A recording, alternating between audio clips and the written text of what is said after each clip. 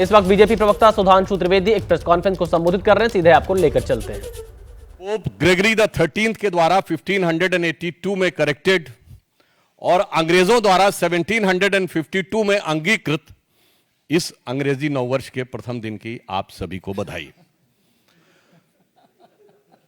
और 2024 का वर्ष गुजर चुका है और यह वर्ष भारत की राजनीति और विश्व में एक अद्भुत, विस्मयकारी, सुखद और विचित्र अनेक प्रकार के स्मृतियां छोड़ गया है। 2024 में जहां एक तरफ श्री राम मंदिर का उद्घाटन हुआ 500 वर्षों के बाद, 60 वर्ष के बाद देश में लगातार तीसरी बार किसी प्रधानमंत्री को सरकार बनाने का मौका मिला। प्रधानमंत्री श्री नरेंद्र मोदी जी को संविधान ने 75 वर्ष पूर्ण किए और हम पूरे वर्ष में फास्टेस्ट ग्रोइंग लार्ज इकोनॉमी में से एक रहे। परंतु उसी के साथ एक विचित्र संवैधानिक उदाहरण भी इस 2024 में देश ने देखा, जब जेल से रहकर एक मुख्यमंत्री ने सरकार को चलाया। पहली बात यह भी स्पष्ट हो कि ऐसा नहीं कि केजरीवाल जी जेल जाने वाले पहले मुख्यमंत्री थे जिनके ऊपर आरोप लगा और उन्हें जेल जाना पड़ा। इससे पूर्व में भी शिबू सोरेन जी, मधु कौड़ा जी, लालू प्रसाद यादव जी, जयललिता जी, करुणानिधि जी, ये सब पद पे रहते हुए लोग गए। परंतु कम से कम लालू प्रसाद यादव जी ने भी इतनी मर्यादा रखी थी कि पद छोड़ दिया था नैतिकता के आधार के ऊपर। परंतु 2024 में एक ऐसा विस्मयकारी और विचित्र उदाहरण देश को देखने को मिला कि जिन्होंने मुख्यमंत्री के रूप में पद नहीं छोड़ा, और उससे बड़ी बात, जेल में रह के पद नहीं छोड़ा और जेल से बाहर आके पद छोड़ दिया। इसीलिए जो उनकी विचित्रता है, मर्यादा रखी थी कि पद छोड़ दिया था नैतिकता के आधार के ऊपर। परंतु 2024 में एक ऐसा विस्मयकारी और विचित्र उदाहरण देश को देखने को मिला कि जिन्होंने मुख्यमंत्री के रूप में पद नहीं छोड़ा, और उससे बड़ी बात, जेल में रह के पद नहीं छोड़ा और जेल से बाहर आके पद छोड़ दिया। इसीलिए जो उनकी विचित्रता है वो अपने आप में इतनी विस्मयकारी है कि किसी के लिए समझना थोड़ा मुश्किल हो सकता है। आज हम आपके सामने, चूंकि अब नया वर्ष आया है, इस अंग्रेजी नए वर्ष में नित नए रूप और नित नए स्वांग रचने वाले पार्टियों में कोई और नया चित्र विचित्र उदाहरण देखने को मिले, उससे पूर्व हम याद दिलाना चाहते हैं कि आम आदमी पार्टी उस विचार के साथ आई थी कि हम नई राजनीति लेके आ रहे हैं। और आज की राजनीति में सबसे बड़ी चुनौती सारे राजनीतिक दलों के लिए जो थी वो ये थी क्राइसिस ऑफ क्रेडिबिलिटी, विश्वसनीयता का संकट। एक विचार आम जनता में बना है कि राजनीतिक लोग जो कहते हैं वो नहीं करते हैं। भारतीय जनता पार्टी और एनडीए ने प्रधानमंत्री श्री नरेंद्र मोदी जी के नेतृत्व में इस विचार को बदला।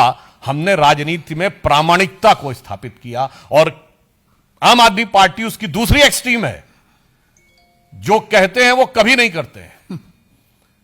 तो मैं सिर्फ आज 10 पॉइंट बताना चाहता हूं जो आम आदमी पार्टी और केजरीवाल जी ने कहे थे और उसका यथार्थ क्या है।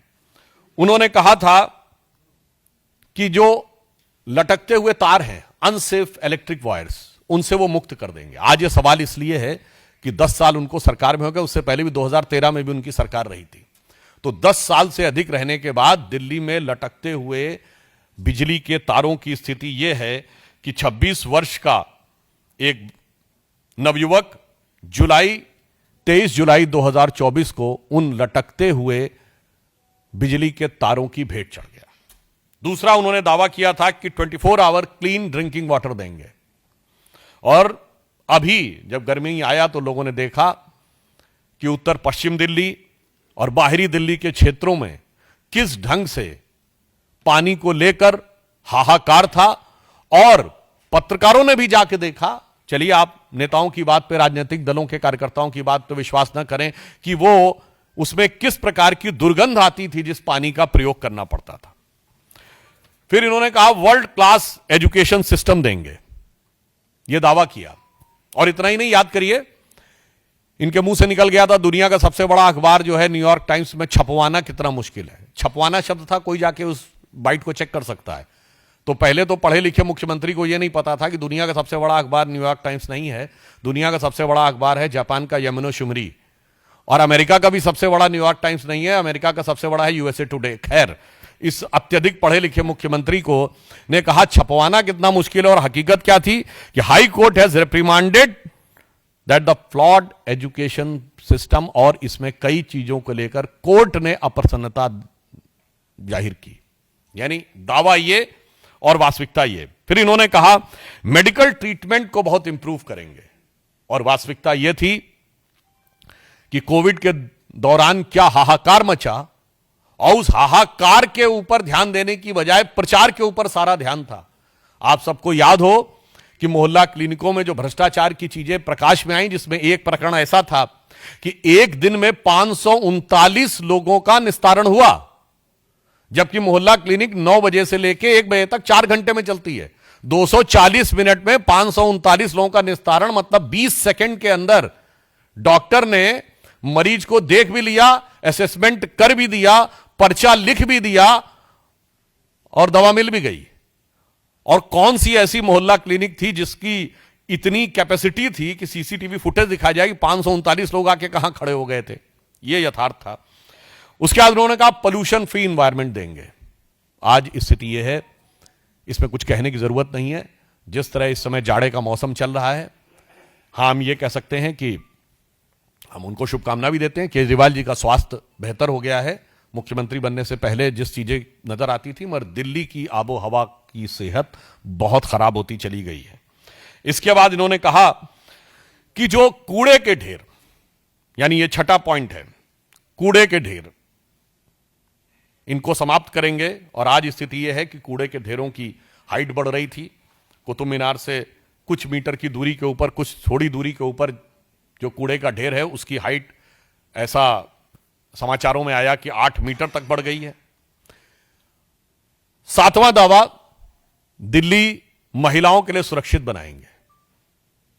और भारत के इतिहास का इकलौता उदाहरण, जहां किसी भी सरकार के मुख्यमंत्री आवास में उसी पार्टी की महिला सांसद की पिटाई की गई और आरोप लगा मुख्यमंत्री के ओएसडी पर। पूरे भारत में ऐसा उदाहरण नहीं मिलेगा। मायावती जी के ऊपर स्टेट गेस्ट हाउस कांड में हमला हुआ था, वो समाजवादी पार्टी की सरकार ने किया, तो विरोधी दल था। यहां तो सत्ताधारी दल की, अपनी पार्टी की महिला के साथ। और जो कुछ महिलाओं के साथ अन्य चीजें हो रही हैं, वो किसी से कोई छुपा हुआ नहीं है। जो चीज इनके अधिकार में, ये कहते हैं ना कानून व्यवस्था अधिकार में नहीं। अरे भाई, मुख्यमंत्री आवास के अंदर की सारी व्यवस्था तो आपके अधिकार में थी, और मांगने पर सीसीटीवी भी नहीं थे। अब आप देखिए, अगला इनका था कि कच्ची कॉलोनीज जो हैं, उनको बेसिक इम्यूनिटी, जो मूलभूत सुविधाएं हैं, उनसे युक्त कर देंगे। संगम विहार में जिस प्रकार की चीजें देखने को मिली, उससे बहुत साफ है कि यह दावा बिल्कुल यथार्थ के धरातल पर चूर चूर होता नजर आ रहा है।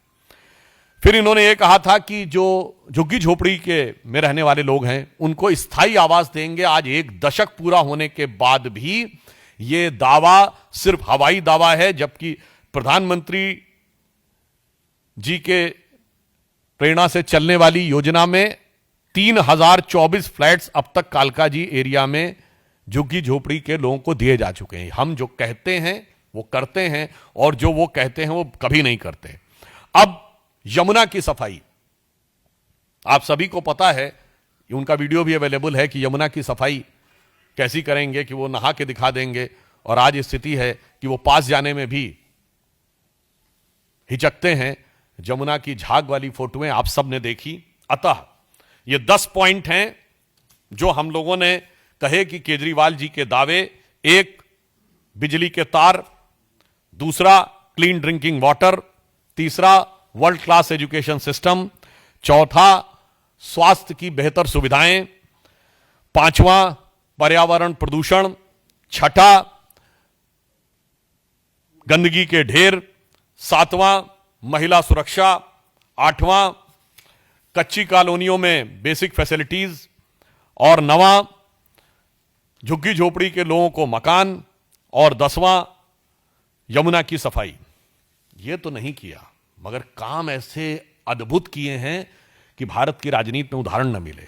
देखिए, नई राजनीति के लिए जो लोग आए थे, इन्होंने एक ऐसा उदाहरण दिया कि इनकी सरकार के मंत्री तो जेल में रहे, मंत्रियों को आपने बहुतों को देखा होगा, इनके पार्टी और सदन में टॉप पद पर बैठा हुआ हर व्यक्ति किसी न किसी भ्रष्टाचार के आरोप में जेल गया। मुख्यमंत्री के रूप में केजरीवाल जी, उप मुख्यमंत्री के रूप में सिसोदिया जी, और संसद में इनके नेता सदन संजय सिंह जी। सोचिए, deputy CM, CM and leader of the house in leader of the party in parliament, तीनों।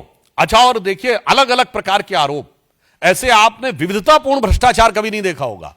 ये तीनों शराब के घोटाले में गए, तो स्वास्थ्य मंत्री सत्येंद्र जैन जी हवाला के मामले में, अमानतुल्लाह खां वक्फ बोर्ड में घोटाला करने के मामले में, तो अभी अभी इनके एक नरेश बालियान जी माफिया के साथ लिंक के मामले में, तो बहुत पहले इनके एक मिस्टर तोमर थे जो फर्जी डिग्री के मामले में, और यहां तक कि इनके एक विधायक के ऊपर यह भी आरोप था, उनकी पत्नी ने आरोप लगाया, हम नहीं कह रहे हैं कि वो अपने कुत्ते से कटवाते थे। तो मुझे लगता है कि इतने प्रकार के विविधतापूर्ण भ्रष्टाचार के आरोप इतने कम कालखंड में किसी पॉलिटिकल पार्टी में नहीं लगे होंगे, जिसका उदाहरण आम आदमी पार्टी ने प्रस्तुत किया है। और पंजाब में इनके 2 मिनिस्टर जो हैं वो आरोपित हो चुके हैं, और मुख्यमंत्री के ओएसडी के ऊपर अपनी पार्टी की सांसद के साथ मारपीट का उदाहरण आपको खूब सर्च करिएगा, मुझे लगता है भारत के इतिहास में नहीं मिलेगा।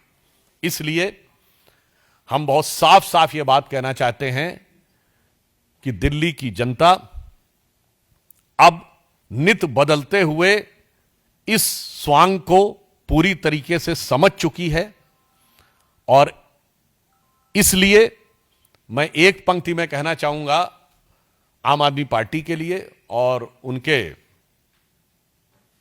संयोजक केजरीवाल जी जो कवच ला रहे हैं, वो कवच में तो लगता प्लास्टिक के बराबर भी स्ट्रेंथ नहीं है। और आप यह भी बात समझिए, ये नई राजनीति क्या है? नई राजनीति नहीं है, वही पुरानी कांग्रेस वाली राजनीति है। वहां सुपर पीएम सुनते थे, यहां सुपर सीएम है। वहां भी प्रधानमंत्री कार्यालय से सत्ता नहीं चलती थी, यहां मुख्यमंत्री कार्यालय से नहीं चलती है। तो मैं सिर्फ यह कहना चाहूंगा, आज देश की राजनीति में प्रामाणिकता की आवश्यकता है, जो प्रधानमंत्री श्री नरेंद्र मोदी जी के नेतृत्व में भाजपा और एनडीए ने प्रस्तुत किया है। आज भारत की राजनीति में अविश्वसनीयता का प्रमाण केजरीवाल जी के नेतृत्व में आम आदमी पार्टी है। तो उनके लिए एक पंक्ति कहना चाहूंगा कि चंद बातें करना और मुतमई होना नहीं अच्छा, सियासत आखिरी दम तक सभी को आजमाती है, बहुत गलती की गुंजाइश नहीं होती सियासत में, जरा किरदार हल्का हो कहानी डूब जाती है।